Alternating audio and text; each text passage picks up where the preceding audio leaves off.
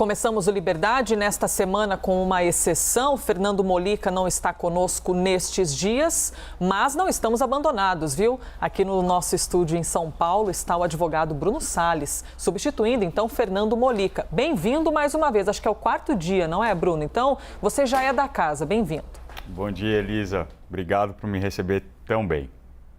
Vamos lá então, vamos em frente com o primeiro assunto. Desde o comecinho desta manhã, a Polícia Federal está realizando, a pedido da CPI da pandemia, uma operação de busca e apreensão na sede da empresa Precisa Medicamentos, na cidade de Barueri, aqui na região metropolitana da capital. A operação, autorizada pelo Supremo Tribunal Federal, tem como objetivo de encontrar mais informações sobre o contrato entre a Precisa Medicamentos e a indiana, a Bharat Biotech.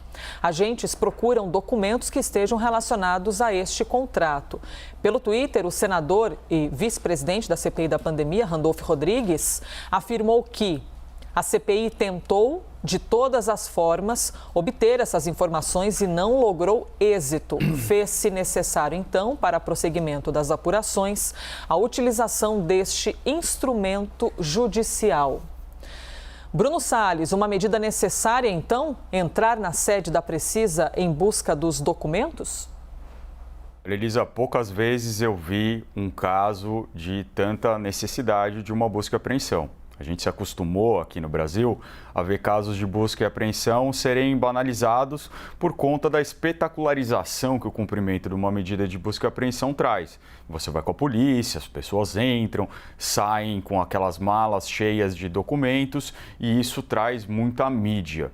Esse instrumento deve ser deixado para a última instância. Se você não conseguiu obter os documentos por uma forma pacífica, por uma forma menos invasiva, aí você tem que recorrer ao instrumento da busca e apreensão. E é o que parece que aconteceu aqui. Segundo os senadores, eles tentaram, com o Ministério da Saúde e com a Precisa, obter esse contrato e não conseguiram. E esse contrato está no centro de um grande esquema que está sendo apurado pela CPI da Covid-19. Vamos lembrar, né? Precisa é aquela empresa que teria intermediado as negociações com a Bharat Biotech, que teria pedido, que teria pressionado dentro do Ministério da Saúde para que se assinasse o contrato de forma rápida, para que se liberasse o dinheiro. Lembra, já estava na cara do gol, já tinha o dinheiro empenhado, era só liberar quando um funcionário, o Luiz Miranda,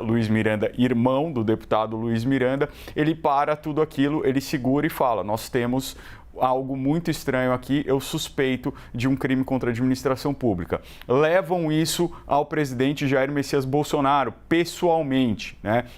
Continua isso até que resolvem trazer isso a público. Primeiro vão ao Ministério Público Federal, onde é prestado um depoimento muito longo pelo Luiz Miranda, irmão, e depois isso acaba chegando na CPI.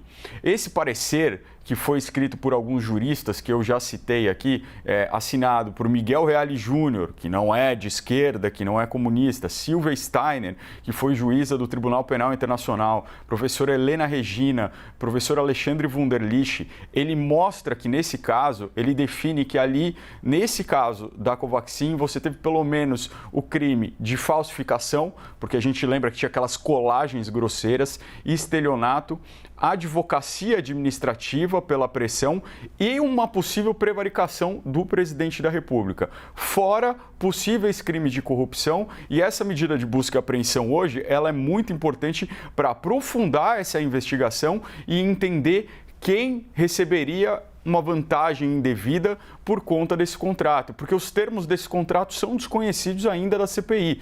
E isso é algo até mesmo absurdo nessa altura do campeonato. Com isso sob esse escrutínio público e ninguém conhece o conteúdo de um contrato público de vacina no meio de uma pandemia, de uma vacina que foi dada preferência em relação a outras, segundo a apuração da CPI, para que se pudesse ter uma vacina que ainda não tinha uma comprovação, não era bem aceita aqui no Brasil, em detrimento de outras vacinas que já estavam aí bastante testadas, né, como a própria Pfizer. Então, Isso é muito importante, a apuração disso é muito importante. A busca e a apreensão é, de fato, uma medida invasiva, mas nesse caso, se tentou. Esse é um caso em que se tentaram medidas menos invasivas, se pediu, foram enviados uma série de ofícios e a única saída nesse caso foi realmente a busca e apreensão autorizada pelo Supremo Tribunal Federal. Operação da Polícia Federal que ocorre então neste momento, mandado de busca e apreensão na sede da empresa Precisa Medicamentos. A gente vai em frente com os outros assuntos, mas tenha certeza, você que acompanha a CNN Brasil, que a qualquer instante a gente pode voltar a este tópico, viu? Com qualquer atualização. 8h36. Durante a tradicional live que o presidente da República faz toda semana, quinta-feira à noite, Jair Bolsonaro criticou a nova regra do Código Eleitoral aprovada na Câmara dos Deputados, que impõe quarentena de 5 anos a militares. Vamos ver. Aprovou na Câmara, no Código Eleitoral. Você que é militar da ativa, Corpo Bombeiro, policial, policial civil, você que é juiz, militar das Forças Armadas, para você ser candidato, você tem que estar 5 anos na reserva. É um absurdo isso aqui. Vai para o Senado. Eu espero que o Senado não aprove isso daqui. Você pode, o cara sai da cadeia, já pode vir candidato a presidente da República. E você é militar da ativa, não pode ser candidato a vereador. Realmente é um retrocesso, é uma perseguição para com as classes militares. Obviamente, se passar no Senado, acho que não passa, a gente veta. Quarentena de 5 anos. Então, para militares participarem como candidatos nas eleições. A Tarja já está dizendo ali para vocês uma das frases marcantes do presidente da República: se passar pelo Senado, a gente veta. Bruno Salles, e aí, passa ou não passa pelo Senado? Olha, tem uma grande negociação em torno disso, né?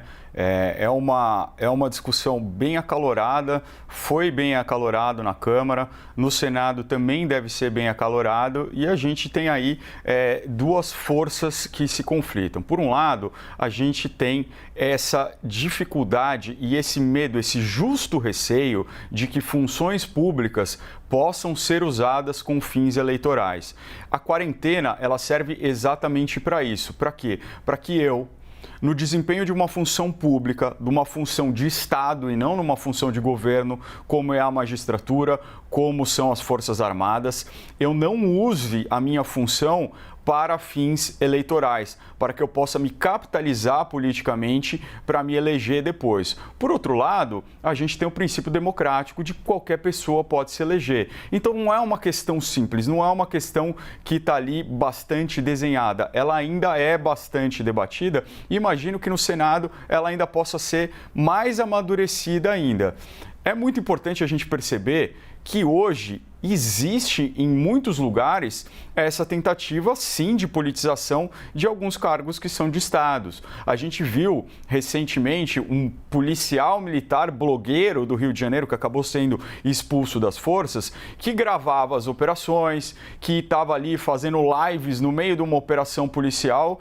Ora, claramente isso vai contra o espírito republicano e o espírito do funcionalismo público. Ele está ali para defender a sociedade, não para se mostrar, para se exibir, para se capitalizar politicamente. Na magistratura isso é ainda mais grave, né? Imagina, o juiz, ele tem um poder muito grande, o poder da caneta, o poder da própria estrutura do poder judiciário, e ele pode utilizar isso para perseguir inimigos, para conseguir ter decisões que sejam populistas, que agradem determinados setores, e dali ele consegue se alavancar para a política. É uma questão muito difícil. Se não tiver a quarentena, nós precisamos ter outros mecanismos que impeçam isso de acontecer e precisamos pensar isso com muita calma e muito discernimento. Agora, a ameaça de veto é uma prerrogativa do presidente da República. Ele pode vetar, mas o Congresso Nacional também pode derrubar os seus vetos, o que tem acontecido sistematicamente no governo Bolsonaro.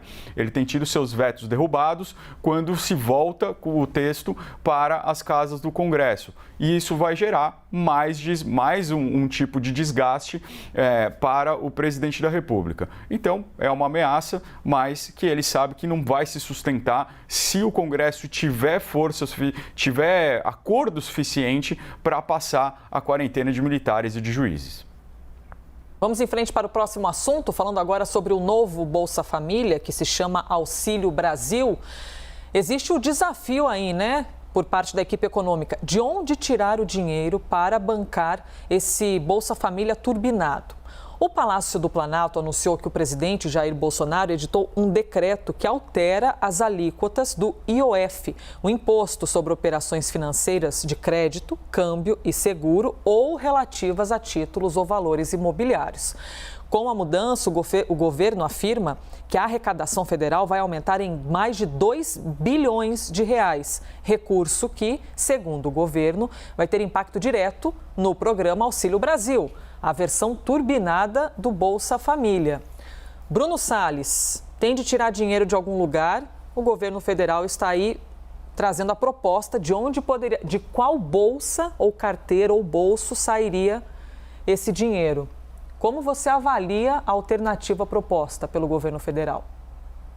Elisa, o desafio aqui, e a CNN podia fazer esse levantamento, é saber quantos nomes esse programa já teve no governo Bolsonaro. Bolsa Brasil, Renda Cidadã, agora é Auxílio Brasil e não sai do papel. Né? Isso não sai do papel porque há uma dificuldade muito grande de se saber de onde vai se tirar esse dinheiro. E uma proposta, uma promessa de campanha do governo Bolsonaro é que não se criariam novos impostos, que não se aumentaria a carga tributária. Por quê?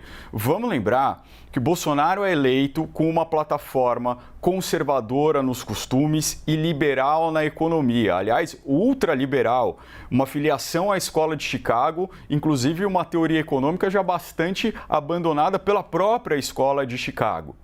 No entanto, é essa a promessa. Nós não vamos criar impostos, aquela velha metáfora, nós temos que mexer na coluna das despesas, nós temos que cortar custos, nós não podemos criar novos custos, nós não podemos criar novos impostos. E, de repente, o financiamento desse programa, que é muito importante para a plataforma eleitoral do Bolsonaro, é mexer no mercado financeiro, que é um dos principais atores que acabaram elegendo Bolsonaro. Então, o que dá para a gente ver dessa tentativa é algo muito simples. Você que elegeu Bolsonaro com uma plataforma liberal, você foi enganado. O mercado financeiro que elegeu Bolsonaro com uma plataforma liberal, você foi enganado. Porque no momento que precisa se criar um programa que tem um cunho muito importante de social, mas aqui a gente está vendo até pelo prazo que ele é principalmente eleitoral, a gente vê que ele vai mexer exatamente no mercado financeiro. E, bom, está taxando só bancos? Está taxando só grandes empresas com o IOF? Não, porque isso acaba no consumidor, porque aquele que vai tomar um empréstimo vai ficar com um empréstimo mais caro. Aquele que precisa de crédito vai ter um crédito mais caro e isso acaba sendo transferido para toda a população. Isso vai afetar a economia como um todo. Não é só para o banco, não é só para as grandes empresas, as grandes casas do mercado financeiro. Isso acaba tendo uma transferência, isso acaba ficando mais caro num momento em que a gente já tem uma inflação extremamente alta e que o preço dos produtos da cesta básica dos combustíveis já estão extremamente altos. Então, essa é uma medida populista. É uma medida desesperada do governo Bolsonaro para conseguir alavancar a sua popularidade, que está despencando, como a gente viu na nova pesquisa do Datafolha. Ele bate recorde novamente de rejeição, 53%. E aqui eu lembro, Elisa, o que eu falava no grande debate lá no final do ano passado, quando ele tinha os recordes de aprovação. Eu falava, olha, a hora que fechar a torneira, e vamos lembrar que no ano passado foi distribuído em auxílio emergencial o valor equivalente a todos os anos do governo PT de Bolsa Família, na hora que fechar essas torneiras, a popularidade do presidente começa a despencar. E foi isso que a gente viu a partir de janeiro desse ano. Gradativamente, é claro que o presidente da República, ele ajuda com as suas declarações, ele ajuda com os seus rompantes, mas o fator econômico, ele é extremamente preponderante na hora de se avaliar um governo, e isso a ciência política já sabe há bastante bastante tempo. Não há como se sustentar uma popularidade com uma economia em ruínas, com uma economia em frangalhos, como é a que está no Brasil. E o pior de tudo isso, Elisa, sem um plano econômico para isso, sem uma plataforma. Reforma tributária que foi muito alardeada, que foi muito tentada, não sai do papel. Nunca se entregou uma proposta. O máximo que se entregou era a criação de um novo imposto, o imposto de transações digitais. Nunca se mexeu no imposto de renda, nunca conseguiram trazer algo que desse realmente um equilíbrio fiscal que o Brasil tanto precisa. E agora a gente vê uma medida casuística completamente eleitoreira. Bruno Salles, chegamos ao fim do nosso tempo da primeira metade do Liberdade de Opinião com o advogado Bruno Salles. Obrigada, viu, pela gentileza de mais um dia aqui e liberado para aproveitar o fim de semana. Obrigado, Elisa. Até mais.